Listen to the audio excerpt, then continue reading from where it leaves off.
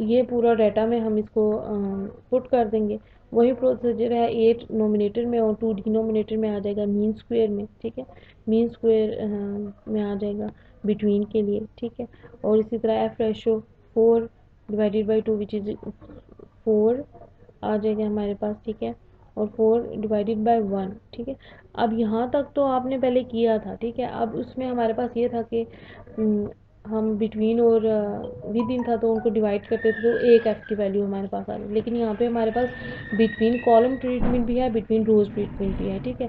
पहले हम between column treatment को लेके चलेंगे रेजिड्यूल के साथ, फिर हम बिटवीन रोज ट्रीटमेंट को लेके चलेंगे रेजिड्यूल के साथ, ठीक है। फिर इनके जो आंसर्स आएंगे वो ये आ रहे हैं और इनकी जो टेबलेटेड वैल्यूज़ हैं according to their degree of freedom ये आ रही हैं, ठीक है। 5.14 एंड 4.73। अब हमने बिटवीन जो हमारी वेरिएशन है उसको हमने इससे देखना है कि सिग्निफिकेंट है या नहीं, और हमारी जो बिटवीन जो रोज़ हमारी वेरिएशन है सिग्निफिकेंस चेक करनी है वो हमने इन दोनों की चेक करनी है, ठीक है।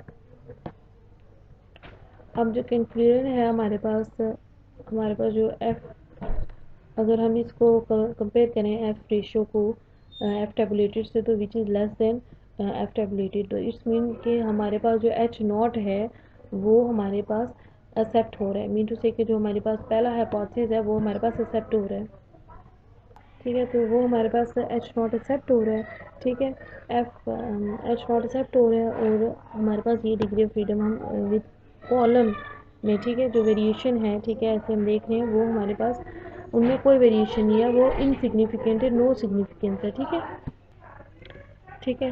और जो हमारे पास दूसरी एफ वैल्यू है एफ रेशियो की वो हम देखते हैं, ठीक है। अब 6 विच इज़ ग्रेटर देन 4.76, ठीक है। तो हम इसमें से क्या करेंगे कि जो हमारे पास एच नॉट है दूसरा, जो हमारे पास एच नॉट है विद इन के लिए वो हम जो है उसको रिजेक्ट करें, ठीक है। मीन टू से कि हमारे पास वो वेरिएशन जो है वो है उसमें दैट इज़ सिग्निफिकेंट, ठीक है। अब हमारे पास जो फर्स्ट हाइपोथेसिस था उसमें हमारे पास जो रिजल्ट है वो नॉट सिग्निफिकेंट या इनसिग्निफिकेंस आ रही थी एनालिसिस में, और जो हमारे पास सेकंड वेरिएशन थी उसमें हमारे पास सिग्निफिकेंट आ रही है, ठीक है। The analysis for the null hypothesis which shows the differences in the sample mean, जो दूसरा एनालिसिस है उसके लिए डिफरेंसेस शो कर रही है। It means that differences concerning varieties of seeds are insignificant at 5 level as the F calculated ratio of 4 is less than the tabulated value which is 4.14 5.14, but the variety difference concerning fertilizer are significant. अब अगर हम इसको result को interpret करेंगे तो वो कैसे करेंगे कि जो हमारे पास वैरायटी ऑफ सीड्स थी, ठीक है, हमने उनको जो यूज़ किया है वो हमारे पास उनमें कोई भी जो वैरायटी ऑफ सीड हम यूज़ कर रहे हैं उसमें कोई फ़र्क नहीं पड़ रहा, उनके मीन जो है वो सेम आ रहे हैं, इतना खास डिफरेंस या डिफरेंस ना होने के बराबर है, ठीक है। तो वो इनसिग्निफिकेंट है। लेकिन जब हम उसमें फर्टिलाइज़र चेंज करें तो उसमें वेरिएशन आ रही है, ठीक है। तो हमारे पास जो वैरायटी डिफरेंस कंसर्निंग फर्टिलाइज़र है वो सिग्निफिकेंट आ रहा है, ठीक है।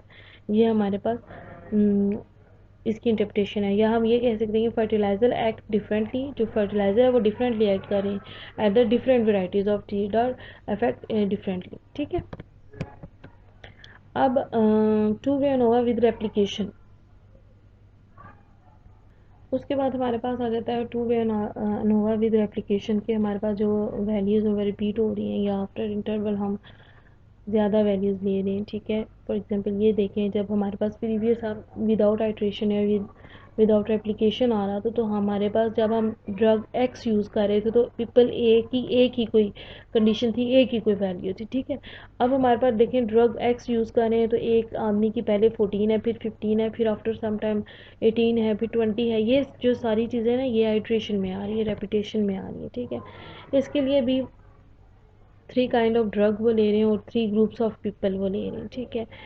तो उसके लिए अब blood pressure for 3 different groups of people, ठीक है, वो ले रहे हैं। तो इसको जब हम करेंगे, अब जो हम इसमें जो हमारा हिपोथेसिस है या जो हम फाइंड आउट करना चाह रहे हैं वो क्या है कि do the drugs act differently, कि जो डिफरेंट जो तीनों ड्रग्स हैं वो डिफरेंटली एक्ट करें, और the different groups of people affected detail की तीनों लोगों ग्रुप्स ऑफ पीपल जो हैं उन पे डिफरेंट इफेक्ट हो रहा है। Is the interaction term significant, जो इंट्रैक्शन टर्म है वो सिग्निफिकेंट है, डिफरेंट है या सेम है, इनसिग्निफिकेंट है, ये तीनों हमारे क्वेश्चन है, ये हमने इसमें फाइंड आउट करना है। ठीक है, अब कैलकुलेशन का प्रोसीजर ये है कि टी हम जो फाइंड आउट करेंगे और ये इनके फार्मूलाज के साथ मेंशन है। आगे ऑलरेडी बहुत ज़्यादा वीडियोस बन चुकी हैं इस पर, आई थिंक ये फोर्थ वन वीडियो है अनोवा पे, तो ज़्यादा लॉन्ग हो जाएगी। इससे बचने के लिए फार्मूलाज लिखे हैं, मैं आपसे स्लाइड्स भी शेयर कर दूँगी इंशाल्लाह।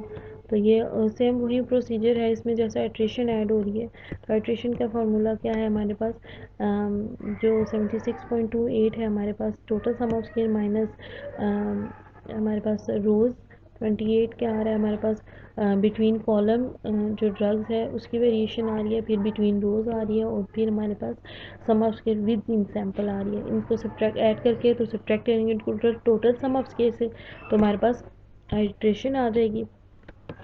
सेम इसी तरह हमारे पास बनेगा कॉलम सम ऑफ स्केयर का, डिग्री ऑफ फ्रीडिंग का, मीन स्केयर का, ठीक है, और उसके बाद एफ रेशो आएगी। अब हमारे पास 3 एफ रेशोज़ आएंगी, ठीक है। फिर हमने तीनों को 1 बाय 1 जो है ना 3 टेस्ट करने हैं, क्योंकि हमारे क्वेश्चन जो 3 है, ठीक है। अब ये रहा H0 is do the drug act differently, H1 is H0 1 is do the drug act differently, H02 is are the different drugs of the people affect differently, and H03 is the interaction term significantly.